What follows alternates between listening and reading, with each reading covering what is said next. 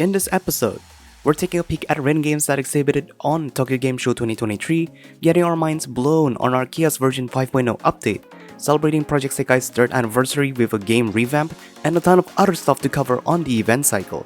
I'm Michiko, and this is the Written Game Roundup.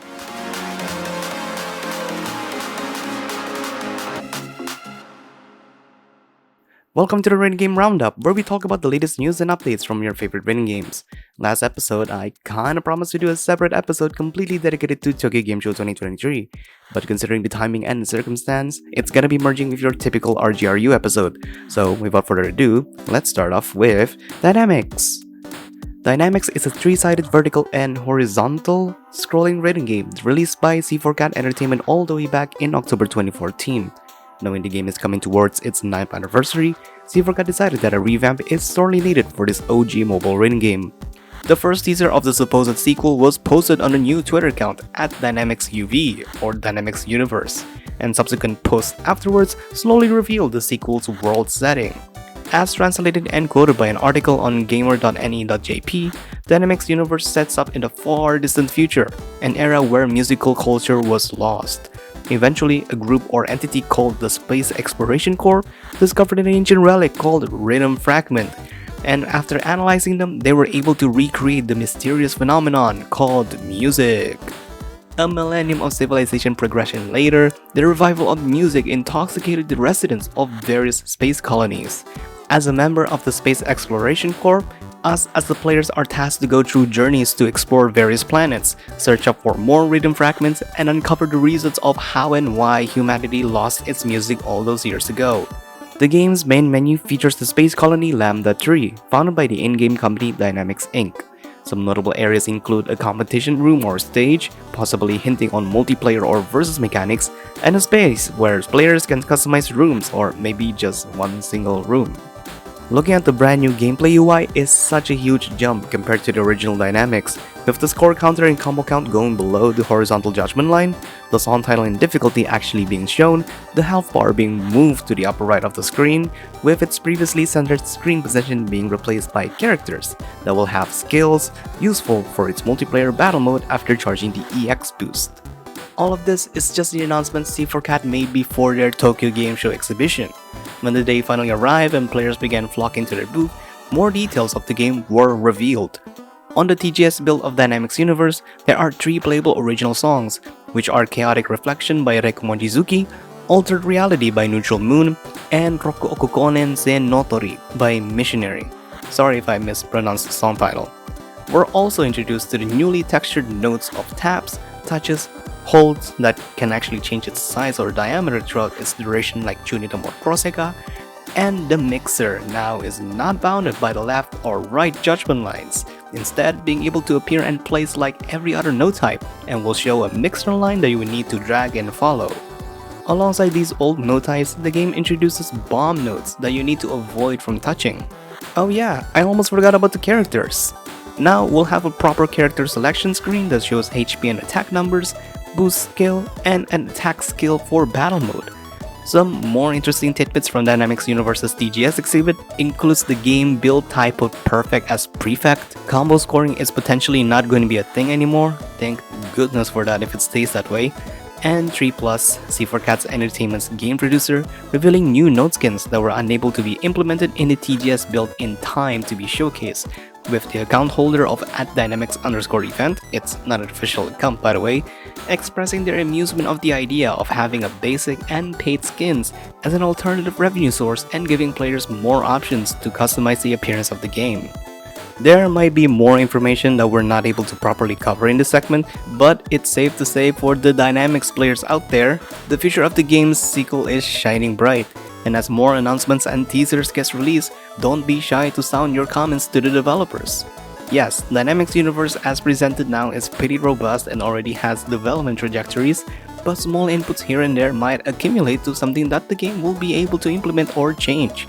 This is an OG mobile written game we're talking about. Speaking of OG written games, even though this game was released back in 2017, it is the biggest name of mobile written games today, so much so that their TGS booth is just massive. Yes, we're gonna talk about Arcaea. Considering we all already know about the songs and charts teased during Arcaea's TGS exhibition, we're just gonna summarize them all. Lasting Eden Chapter 2's early access build includes Primeval Texture, Technicolor, and Logos, with an early release and claimable song To the Further East by Citan featuring Yukikira. Notable things about the song includes reunion Hikari and Tairitsu in the song jacket and being the first non-main story song to be labeled as a colorless side. Some of the more interesting spots in the huge Arcaea exhibit include picture frame song jackets with a camera flash label attached to them, encouraging visitors to do so. Flashing the song jackets will reveal its Beyond artwork, with a surprising yet very requested upcoming Beyond chart of Enherjar Joker. There's also an artwork of Maya being chained up and being surrounded in darkness in reference to Lasting Eden's story. With no flash label on its frame, some curious visitors just simply tried flashing this artwork, and they were greeted by an unfamiliar character that resembles no existing partners in the game. We will later know this character on Lasting Eden Chapter 2 as Insight, with her actions bringing forth the second act of Arcaea's main story. Shinobi Slash, which we highlighted on the previous Game Round-Up episode, had actual lines of people wanting to try the game out, so much so that they had to limit the play amount to only one song per person. The game also showcased two early access songs playable under the exhibit, which are Ikaros by Polka and Veselix by Reiko Mochizuki. After TGS ended, the development team clarified one of their promised agendas in preparation for the game's Android release, which included an open song submissions contest that will be coming up later this October. Anarch Entertainment's NOISZ Starlight True Heroes showcased two early access songs that will be a part of its Chapter 5 update, slated to be fully released literally at the end of the year, which are Back in Business by Jorts featuring hints on Zera and Benighted Rewaking by Soleili on Hakuno. In regards to its Chapter 5 update, they've teased the other two songs back in August, with a song composed by Iris and Miolophone on Grace and a song composed by Hundote vs. Frums on Sumire. Lyrica, during the middle of the game's Mid-Autumn Festival special event from September 16th to 30th, suddenly announced its version 5.0 teaser as part of their TGS participation, and an accompanying trailer released to the public on September 29th. We still have no further information regarding this update though. BulletLive is a VR shooting rhythm game developed by Tokyo Kosoku Senjutsu and released on Steam back in March this year, featuring immersive 3D environment for you to experience and shoot to the rhythm to its original songs, though with no notable rhythm game songs in the selection. The game does support custom mapping on its latest update back in April, and the game's TGS participation is probably one of the first times it's ever been publicly demoed. Felicity's Door is a laneless vertically scrolling rhythm game, with the game heavily leaning to its story element, following the shared dreams of Tom, Felicity, and their lovable bear Mi-chan through many dreamlike scenarios. The game seems to be following similar footsteps as Demo in terms of concept, with its pianic-like gameplay and point-and-click world exploration, but it separates itself in terms of art quality, fully animated cutscenes, and the use of 3D models for its characters and story elements. Their lineup of over 40 original songs, which are possibly composed for the game's main story, side stories, and normal play mode, are playable across 4 difficulties from easy, medium, hard, and expert. Apparently the game has been developing for at least 8 years, based on this forum post on Lost Media Wiki by the user Pinky. The game was known previously as Project Dreamwalker and was exhibiting a playable demo at an anime convention called SMASH, or Sydney Manga and Anime Show, with the name Creative Intelligence Arts Inc. as the game's development team. Somewhere between 2015 and 2023, the project has been taken under a new company called Area 35 Games, and lo and behold, it's not only going to be having a mobile port indicative to the game running on an iPad on their TGS booth, but also a Nintendo Switch port. Can't wait to see more from the game's development going forward. And our last game to talk about is Bug Ban Break, which is a 4-sided rhythm game with its notes coming towards the center judgment line from the 4 corners of your mobile device. It's quite an odd gameplay concept for sure. Bug Ban Break is also leaning fairly heavily on its story elements as well, following the story of avatars of our other self in the internet world being hijacked by hostile bugs, the glitchy electronic type, with an assumption of the game's story being us fighting against these buggy avatars. The game's UI is both futuristic and retro-esque. It is still very much in the development, but it is slated to be released in Android and iOS platforms with no determined time window just yet. Alright, that does it for the TGS segment. Now we can finally talk about the giant elephant in the room, or should I say, giant dimensional ripping vortex of the room! Yes, we're finally talking about Arcaea 5.0. Spoilers ahead, this is a warning. First of all, I kinda missed the announcements for the other two songs besides Dainitikos and Amekagura on World Extend. For the first time in forever, we have a new free pack song, Remind Us Souls, short edit by Nato from Diverse System's 15th anniversary album Radial Finale, and the long-awaited BMS of Fire's classic by Norachu R. Not gonna lie, the 9+ chart is legit fun to play, though it kinda scratches the wrong way for some people unfortunately.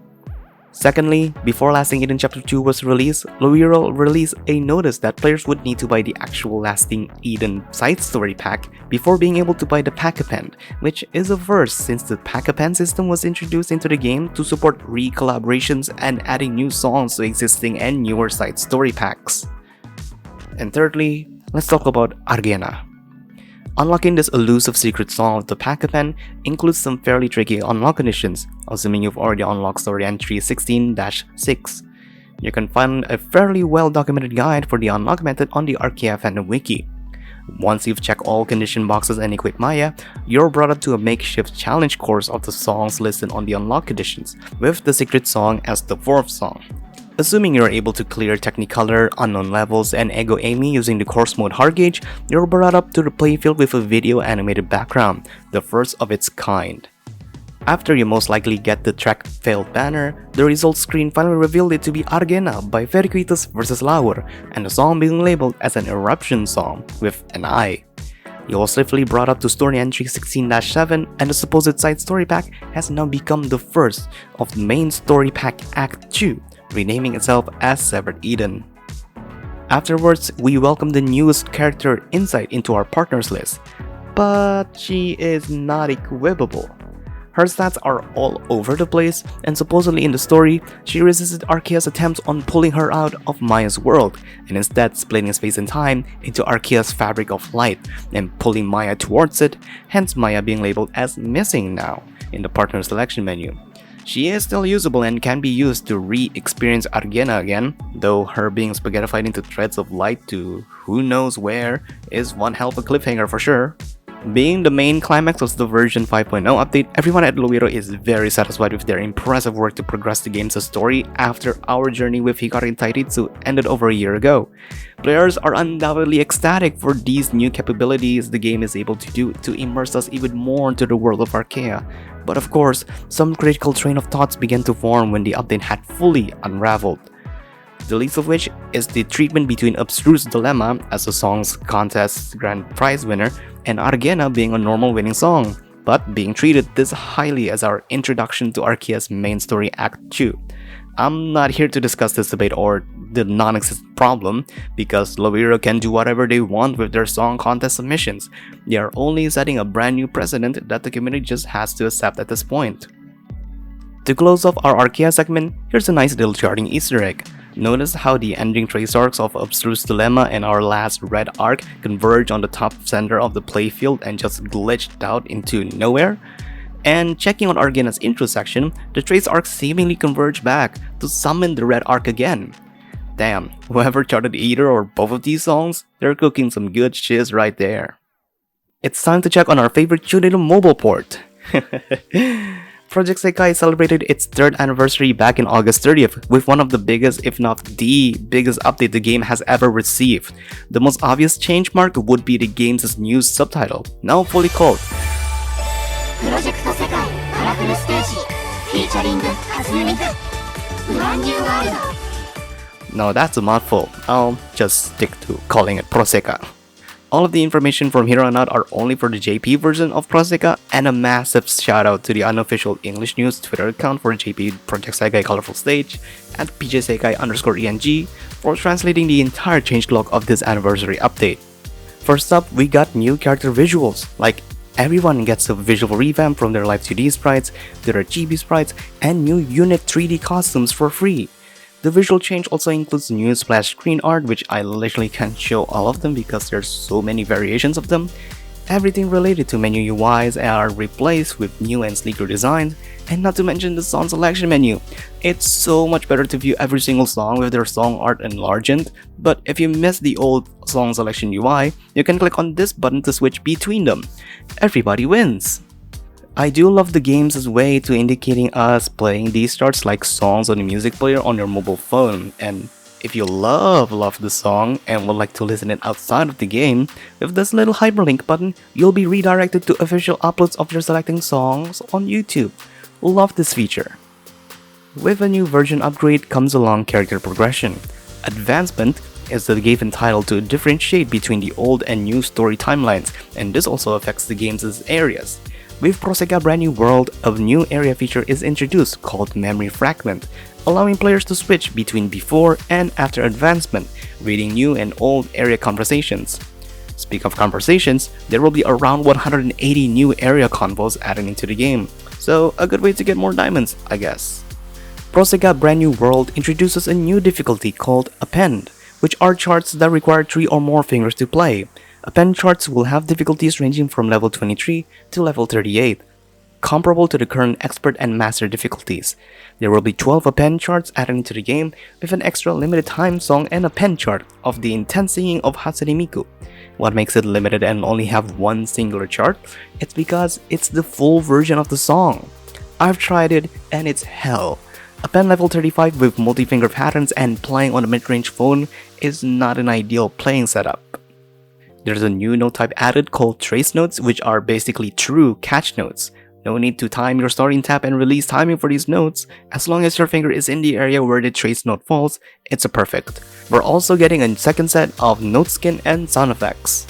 The rest of the update covers balancing changes and readjustments from character missions, support messages and virtual items in Virtual Life, event story rewards and unlock adjust, event ranking, event exchange shop, to updates on Multi-Life and Cheerful Life. You can check the entire changelog on the Project SEKAI website or the unofficial translation at pjsekai_eng on Twitter, link in the description down below.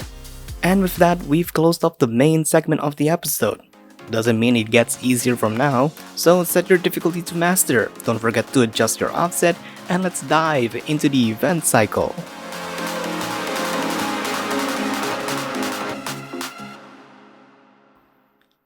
Berry Melody is a multi-lane, non-commercial VSRG hailing from China that has been kicking around in early access since September 2022, though only available in iOS test flight.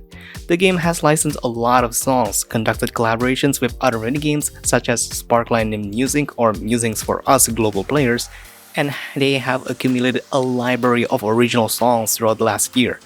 Fortunately, on September 25th, they've announced the long-awaited Android public beta, slated to start on the 30th, but due to the game build review problems for both Google Play and iOS App Store, they were unable to publish in time. But players can still enjoy the game's public beta using test flight and downloadable APK file in their pinned tweet at BerryMelody4. Not gonna lie, this feels as scuff of a public global release just like Orsmic a few years ago. Ah, the woes of free-to-play rhythm games. I'll definitely be checking out in my free time.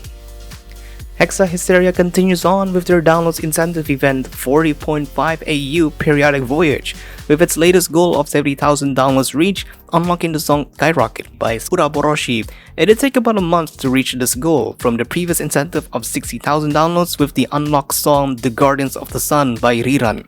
As of now, there's no teasers or announcements for the 80,000 downloads goal. Rizline, after releasing its first Juggernaut event song and their collections feature, had announced the next Support Us song, Colorful Flavor by Console. We're also treated by the next song reveal of the Juggernaut event, that is Revenant. Even though the Twitter announcement post says it's going to be released on October 7th, which is a Saturday, I'm assuming both Revenant and Colorful Flavor will come into the game on October 6th, since Pigeon Games always updates their game on Fridays. Now that's a lot of S's. Lanota updates its subscription chapter Infinity each week, with the second to last song released back in September 28th being Hayui Night by Ryokucha and Seesaw, and the latest song slated to be released on October 5th being Binary Star by Ironashi Anko. The game is also currently running a time-limited event, titled the Seatrus Selection, with the free-to-obtain song Black Neon game added through the event map, an instantly obtainable song Diamond Dust by Seatrus featuring Darako, after buying the event pass of course, and after completing the event puzzle, you will unlock the Nightfall Will Conceal Everything Before Long, an original song made for the event with Lanota's signature boss song animations that can be re-experienced once obtaining the event profile avatar on the event map. Please don't play any kind of drinking games or whatever every time I said the word event, cause that was a lot. On September 27th, the long-awaited DLC release of the EZ2ON, REBOOT R, and DJMAX Respect V was released. DJMAX had released their side of the collab back in February, and now EZ2ON has released their side, including DJMAX classic songs such as Son of Sun, UAD, Listrim, Black Gold, and 14 more songs. Both sides of the collab also have system themes, panel skins, and note skins in honor of each of their rhythm game legacy, and to be honest, I'm kinda siding on EZ2ON's faithful recreation of past DJMAX games in their menus. This is such a dream collaboration for many people who are exposed to the world of rhythm games from either or both of these big franchises.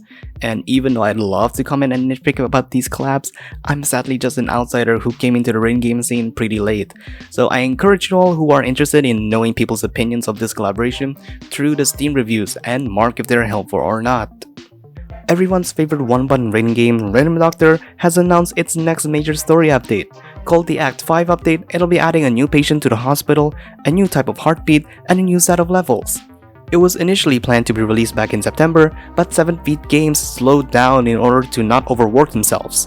Not to mention the fact that they are currently preparing both Rhythm Doctor and A Dance of Fire and Ice's side of their collaboration with SparkLine. For Rhythm Doctor, they've teased the sprite animations for SparkLine characters Sophia and Loon. And as of the writing of this episode, we have yet to catch any teasers for Adolphi's side of the collab.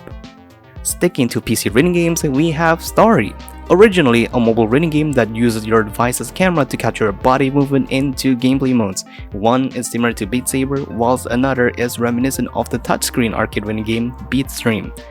They have updated to version 2.0 and released on Steam. Now, players can use their higher quality webcam and their PC's processing power to enjoy the game even more than ever.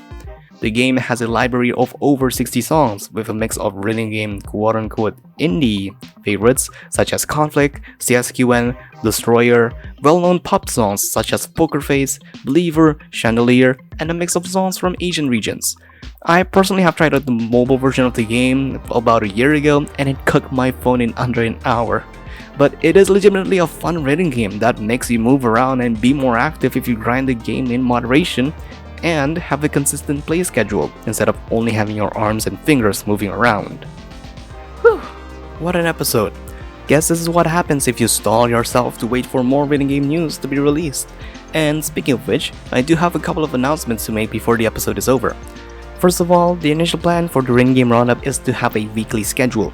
But knowing the fact that these episodes can take between 1 to 3 full days of work, from researching, writing, recording, editing, and finally uploading to YouTube, having a weekly schedule is thus not going to be feasible for me, who basically runs this show on my own.